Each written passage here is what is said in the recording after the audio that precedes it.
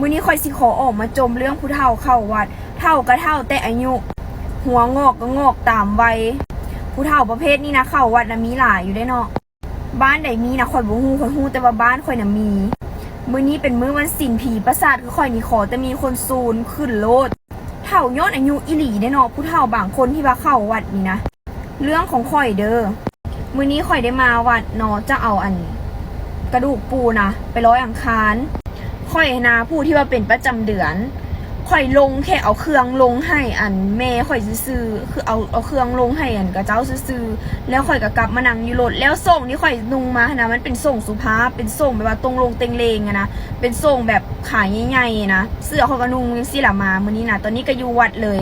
แล้วมันสิมีผู้เฒ่าบางคนโดดมาใส่ว้าวมาวัดมาว่านุ่งส่งมาอันบ่ลงฮอดรถเนาะว่าซั่นเอาข่อยก็บ่ตอบหยังมิดไปแล้ว1สกุปบวกมื้อนี้มันศีลเป็นประจำเดือนพร้อมจ้าส่งมาแม่ข่อยละเอิ้นมาอันบอกข้าเจ้าหนะเอาก้านกล้วยแถวเฮือนหนะตัดมาให้เนเพราะว่าสิคีบกระดูกออกจากไหไปร้อยอังคารข่อยก็โอเคเดี๋ยวโทรให้โดดมาจ้าว้าวก้านกล้วยทางวัดเธอเด้ไปเอาเธอแม่ข่อยละว่าเอาบ่เป็นเฮาเอาบ่เป็นแม่ข่อยละว่าสิเอาบ่เป็นก็ให้อีน้อยๆได้ไปเอานะว่าซะแหละข่อยก็ซักสีหน้าไปข่อยก็เอาบ่เป็นคือกันก็ว่าสิล่ะใหญ่มาได้จังเลยตัดก้นกล้วยกับว่าเป็นคอยกับอดไปเด้อนี่อยู่วัดละส่งมาเนาะครูอันอาจารย์เพื่อนละว่าบ่เป็นหยังอันเอาอันไม่คลิปทูก็ได้ล่ะคอยกับย่างไปเจ้าเอาไม่คลิปทูโอ้ยไม่คลิปทูนี่นะมันบ่เป็นแนวติบอกเอามาไว้คนคลิปกินบ่ได้คนนั่นคลิปกระดูกเพิ่นว่าก็ซัดใส่เลยโอ้ยผู้เฒ่าบ้านนี่นะเฒ่าแต่หัวอีหลีเนาะเฒ่าแต่ผมงอกแต่ผมอีหลีเนาะมาเพนแต่ละมือนะปากอยู่ดีสไตล์วะแล้วเพิ่นกับเว้าอย่างให้ข่อยเนบุเลยจมไปข่อยละว่าเว้าอย่างเว้าออกมาสมมาจมไปอยู่หั่นได้ข่อยว่าสิแหละข่อยก็หยุดนอนเพราะว่ามันเป็นวัดแล้วบัดนี้ข้าเจ้าละมันเคนนั่นเป็ดปิ้งอย่างอยู่นี่นะเพิ่นละยางมาบอกอันกะเจ้ามาอันเพนเป็ดอันอย่างอยู่นี่น่ะ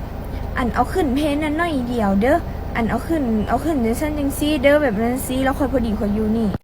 สรุปมาวัดมาเว้า1มาเว้าขวนคน2มาอยากเป็นเจ้าการในการอยู่นี่3มาเอาของกินเมื่อเพื่ออย่างอยู่บ้านไต่ก็ไต่หิวทุกยากลำบากเป็นคนวะแล้วผู้เฒ่าบ้านใดเป็นเน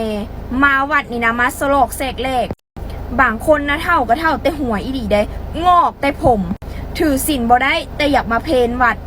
เพนบ่ได้เพนปกติได้เพนแล้วของกินเมื่อพร้อมข่อยบ่ได้ว่าอย่างเพราะข่อยบ่ได้เป็นคนทานแต่ข่อยอยากฝากถึงผู้เฒ่าที่ว่าโคตรจ่องห่องเลยประเภทนี้นะเฮ็ดไปเพื่ออย่างอันเฮายางลงรถเฮายางลงจากอันกุฏิวัดนี่นะยางลงมานิดนึงบ่ได้จมเป๊ะให้เฮารถจังซั่นจังซี่ล่ะแนวนี้แนวนั้นได้ลูกอีนั่นเป็นจังซี่ลูกอีนี่เป็นจังซั่นได้เป็นแม่เป็นโพงอย่างลูกมึงนั่งสแต็กอย่ามาอยู่เฮือนผุนกูบ่เว้าขวัญมันแน่ลูกมึงเลงเลาะลิ้นไผเลงผุนกูก็ยังบ่ได้เห็นเว้าหยังให้